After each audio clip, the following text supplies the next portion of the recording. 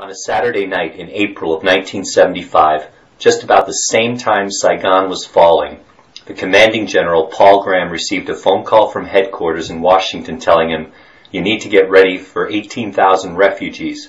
Find a place for them to stay on Camp Pendleton." What he did not know was that over 50,000 refugees would arrive at Camp Pendleton, some with very little supplies and clothing, some with nothing but the clothes on their backs.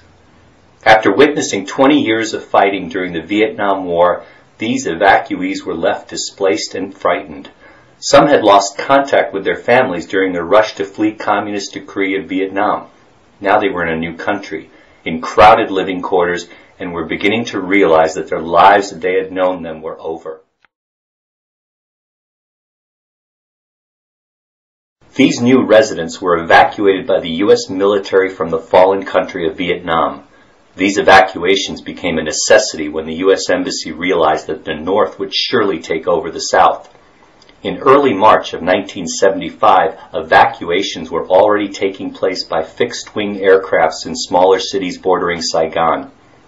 By mid-April, everything was in place to evacuate the remaining U.S. troops, the U.S. Embassy, and anyone else who was helping the U.S. in Vietnam. In preparation for this operation, the USS Midway was ordered to get rid of all fixed-winged aircraft on the ship. We took on board 10 U.S. Air Force H-53s. These are heavy-lift helicopters, and of course we're not used to operating these helicopters, but we actually made 10 spots on the deck, and then we got the crews aboard. Then we actually briefed them, and they briefed us on how they operate.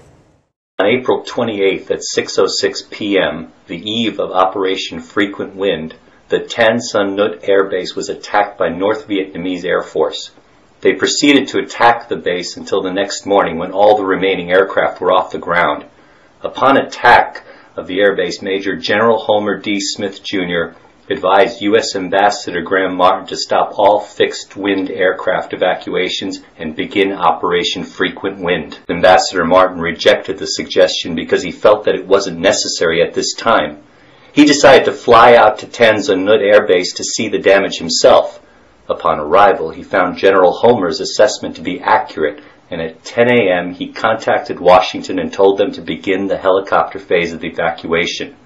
But due to confusion in the chain of command, the actual commencement of Frequent Wind didn't happen until 12 o'clock. And we knew, and by the way, we did not get any orders, we did not get any message traffic saying that Operation Frequent Wind had started. But when he landed on our flight deck, the captain knew. He knew Operation Frequent Wind had started. The crew of the Midway immediately began to launch helicopters for evacuation of Saigon and the U.S. Embassy. While the operation on the ship was very precise and orderly, the opposite could be said about the embassy. The evacuations at the embassy were supposed to be for U.S. Ambassador and the Marines guarding it. All other pre-approved Vietnamese were supposed to be bused to other evacuation points in the city, but word got out that evacuations were happening and thousands of people rushed to the embassy gates in hopes of being rescued. The military locked down the embassy to prevent any attacks on the people inside. Due to the fact that these people had nowhere to go and were most likely going to be killed by the North if left in Saigon, the soldiers began allowing refugees into the grounds of the embassy to be loaded into helicopters and taken to the Midway. The fleet of helicopters was unaware of the change in the evacuation plan until they were in the air, so they all started to head to the embassy. In preparation for the now larger evacuation, Marines began cutting down trees and moving vehicles in the parking lot to create landing zones for the helicopters. These areas were reserved for the larger helicopters such as the Sea Knights and the Sea Stallions, whereas the smaller helicopters were able to land on the roof of the embassy. At 5 p.m., the first helicopters arrived at the embassy.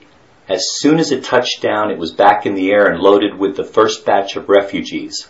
Once they were in the air, the rest of the helicopter were reserved for whoever could get inside first. When the helicopters landed on the deck of the Midway, the passengers were instructed to grab a long rope, and then they were led by a crewman below to the hangar deck where they were processed and able to rest.